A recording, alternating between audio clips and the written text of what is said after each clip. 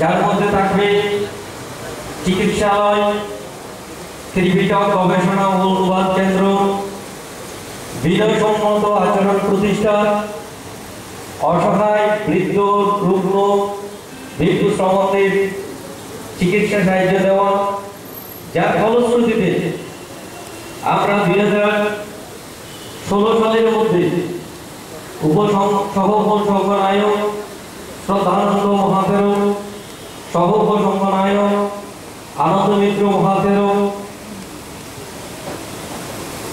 এবং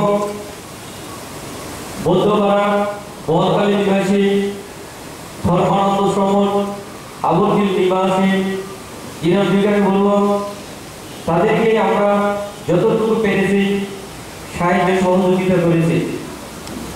এর পরবর্তীতে আমরা 2016 সালে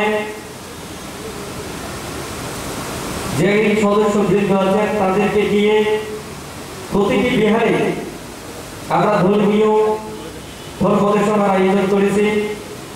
ইতিমধ্যে তার কিছুটা প্রতিফলন ঘটেছে।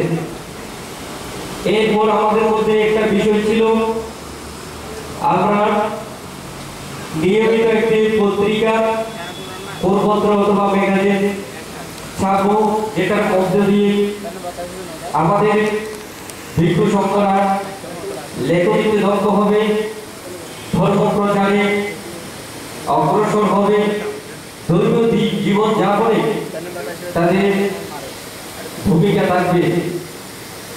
সেটা নিয়ে আপনারা যখন বড় উন্মোচিত হবে তখন দেখতে পাবেন।